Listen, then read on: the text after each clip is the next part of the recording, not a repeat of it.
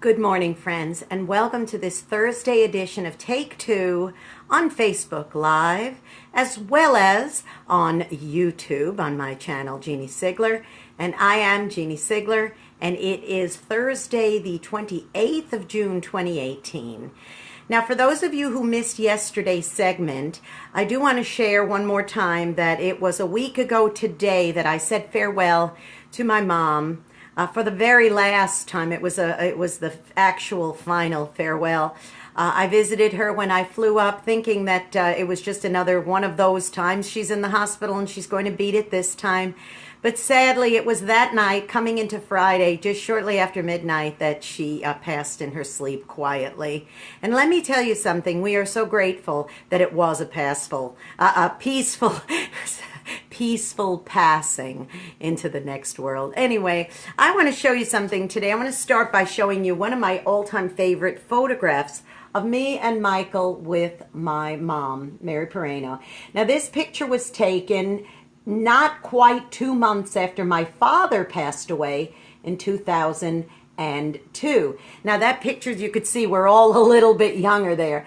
This picture was taken because it was Mother's Day weekend, and we figured that it was a good idea to have my mom come and spend the time with us because it was just so fresh. After my dad died in March, this would have been in May, and I was asked to sing at and be the maid of honor at a wedding that weekend.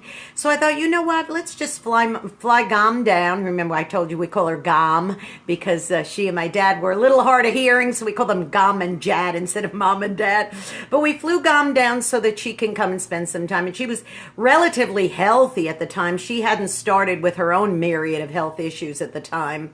But anyway, I just love that picture so much. And it's just a reminder that we did have some wonderful times together. And that was an especially challenging weekend because we were together. It was the first time since I had seen her from the time of my father's passing and the funeral and everything. So it was the first new time I saw her just traveling all by herself and coming down. My dad never had an opportunity.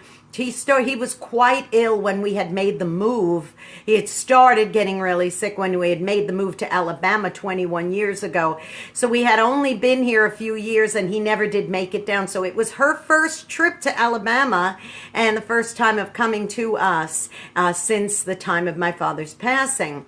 So anyway, let's fast forward to this past week.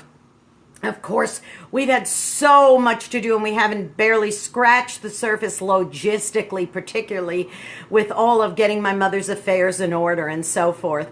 And when I was there and I was getting ready to come back to Alabama this past Monday, my cousin Andrea came to us. She stopped by the house at my sister's house and she said, "Have you two been out of the house today yet?" And we realized, my goodness, it was late afternoon, and Fran and I had been going through the reams of paperwork and telephone calls and so forth, all the logistics that happen, that fall into your lap, especially with her being, you know, the person who's doing the executrix role in all of this. And of course, I was helping her any way that I could, making phone calls and calling all sorts and that kind of thing. And so there we were going through all of this stuff, and Andrea showed up at the doorstep. She said, "Come on, you guys. I'm taking you out for a cup of coffee. Drop everything. You've done enough today." And truly, our minds were just reeling, as you can imagine. And anyway, so we went to Dunkin' Donuts and we were sitting there drinking our cappuccinos and just having a nice visit, reminiscing a little bit, but we were talking quite seriously as well. And one of the things that Andrea said, which was just amazing. Now, you have to remember that everybody in my mom's generation had gone. Every single one has passed away with the exception of my mother, who used to say she was the last one standing. She was the last one. Almost, would have turned 89 in August. So now here it is. She is 88 years old, and she was the last one. So she had become, you know, not only was she our mom, but she was also just about everybody else's mom, if you will. She was the grandmother and the great-grandmother, and she was the aunt, and she was the cousin to all the ones who were left behind. So now that she's gone, and that's it. And it really hit us like a bag of bricks when Andrea said to us, she said, well, and now Andrea's by a few months, we're all close in age, the cousins, but just by a few months, she's actually the oldest. And she said, well, I guess that would be us now, wouldn't it? This would be us. And I was like, what? She said, we are the last generation. We are the top generation. We're the oldest generation. Us. And I went, wow. She said, yep, that would be us. And I thought, wow, isn't that something? So here, for all this time, we were still the kids. You know, here we are in our 50s and 60s and thinking we're the kids. But the truth is that we're not the kids anymore. Not only do I have no children of my own, but I do have nieces and nephews. And I'm thinking, wait. I guess I'm not only an aunt, but I'm a great aunt. And my sister is not only a mom, but she's a grandmother. And so this generation now we've become the parents. We've become the oldest ones. That would be us. Isn't that interesting? So again, I have to say this is sort of like a part 2 to yesterday's message that I gave where I said life goes on. Because this was just one more way that we were reminded that life does indeed go on. So when I was holding that doughy little baby in my arms at the weekend, just a couple of days after my mom's passing, and I was holding my niece, my godchild's baby in my arms, my great nephew, and his older brother Jimmy, the light of my life, was looking on, and that was my other great nephew, my sister's grandchildren, 2 of her grandchildren, and we were sitting there, and I was doing that. I thought, this is, my goodness, I'm 3 tears up on the line.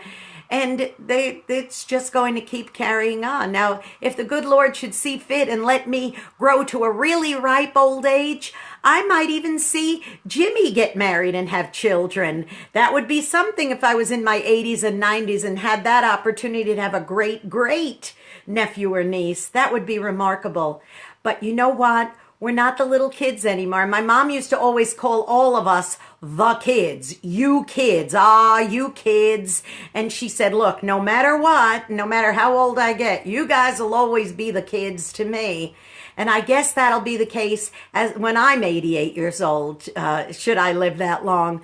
I think it might be. So cherish each day. This is what I'd like to encourage you to do today. Go be a blessing to somebody today. As I always said, you might end up being the only one who is.